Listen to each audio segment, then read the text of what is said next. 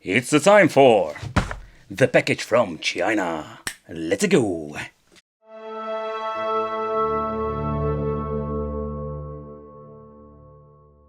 Alright, so they are giving us two controllers with this system. That is pretty common. So we are getting a USA SNES Mini clone with two controllers. So the first thing that I'm noticing with these controllers that the D-pad is quite horrible. You can feel it, that the push itself is not bad at all. But when you're going from the left to the right, there is something going on with this controller. Select start are just as, let's say, rubbery like the original one we have in here. 4 buttons. These are hollow and you're just the regular buttons I know of. And the first thing that I'm noticing with the shoulder buttons, we're having two different qualities. The push of both controllers are different, and that is only what you're going to get with fake controllers. Let's see if this thing has the same problem. Yes. It uses the original controller ports, but I can tell you, this is no, let's say 100% guarantee you can use original controller with this device. No. If you take a close look at the system itself, I must say they are getting more nuttier than ever, because the system itself is basically a one-on-one clone of the American version. Has the reset button and the on and off. At the front we can open it up like the original one, having here the original ports. We're having an LED over here, but there is something different with this version. This one doesn't come with a game inside. No, they are not that naughty like in the previous videos.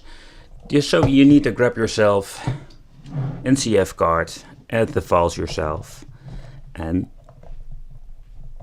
very hard to get it in, and get it in.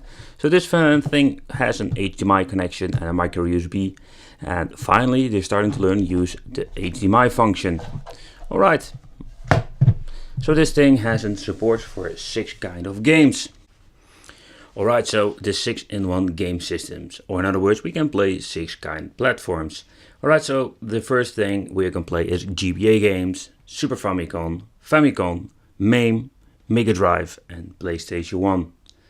But a fun fact, when you're looking at the AliExpress web shop, it's already telling you if you want to buy this thing for arcade and PlayStation 1, you will be disappointed. So he's just going to be honest with it. So again, if you want to play Super Famicom games, NES, GBA, Mega Drive, this seems to be running perfectly. That's something we're going to try out. Alright, so we're powering on. This is what we're going to get, the menu. Alright, so it's very simple. There are not a lot of options, and we go to the platform you want to play the game, or of course the game that you have been added, and simply you can choose a game. So there are quite some new features that are not very common with these devices. So first let's talk about not the emulation or how it works. No, we're going to talk about the options, because we're having the screen ratio options. So every time you want to boot up a game, this is the menu you're going to get. And it's pretty cool, because not only you can go to the low progress, and this works very simple. Every time when you're going out of the game, it asks you to save, yes or no. There is no save slot like the original NES or Super NES. It's not perfect, but when I'm going to the settings menu, the sound output is a little bit pointless because you can turn it on and off. We can button mapping if you don't like them, and we're having the screen size. We're having scale, full and original size. I will give you a small overview of the differences. Alright, so this is the first option. This is the scale function. This is the full screen option. I like it, but a lot of people hate it. And finally we're having the original scale. I don't know what's up with this. It's a very strange way of having this game. But nevertheless, I'm going to switch to the scale size, because for me this feels like the image is squeezed. And not in a good way. Alright, let's do a little bit of a gameplay, Wicked style. So I'm going to show you how you need to play Alternate Beast. Yes. For the people who don't know, you grab the power-ups and you're going to get Beefcake to the maximum level. Alright, so how you can play the game is very simple. Push him in the face, kick him in the balls. Punch him in the face, kick in the balls. Punch him in the face, kick in the balls. And when Wolfie comes, you jump to it and you hug him. Get your power up, get Beefcake. If you miss it out, you can't get Beefcake. No! No! No! No! This is a problem, this guy, because he doesn't have a head. So what you're going to do, you're not going to punch him in the face. You're just going to kick him in the balls. You come here, you come here. Be careful, they want to punch you in the face. Wolfie, come here.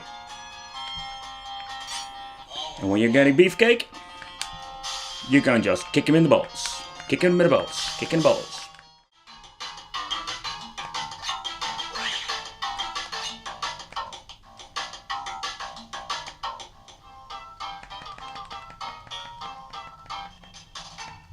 I did hear a little slowdown. Oof.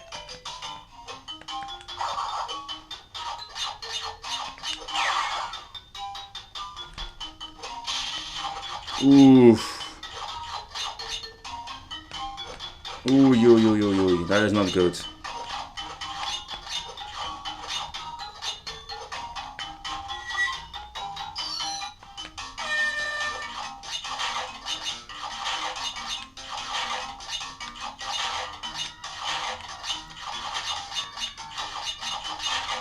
I messed up.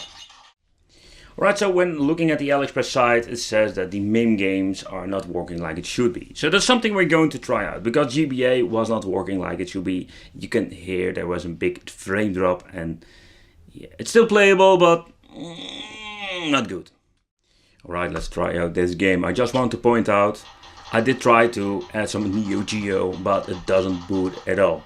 So it's purely MAME that you can play with this. Seems to be that this game works fine. Yeah.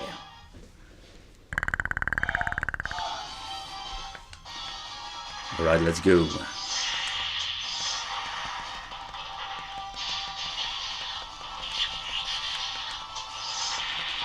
I must say this game runs pretty smooth. It's not bad at all.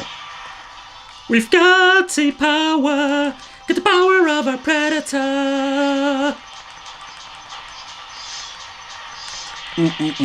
Blow them all up. Alright, so I'm pressing start and select it again. As you can see, we can save the game. And this is what I'm trying to say in China. I tried to load up another MIM game, but this is what basically happened. It's just giving this loading please wait screen, and that's it. So it's more like a big gamble if it comes to MIM. Yeah.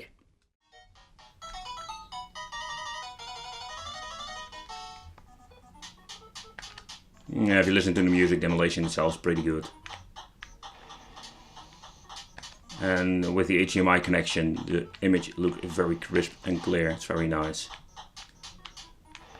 The controller are, by the way, freaking horrible. The D-pad responds not every time. Alright, so when you're trying to boot up the PlayStation 1 game, I tried everything with this. I try to, let's say, add every single format you can think of. I try to map the PS folder, but I can't get this stupid thing to find a PlayStation game.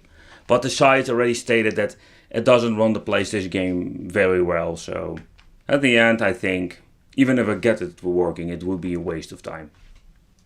But if I can find a way, I will show you.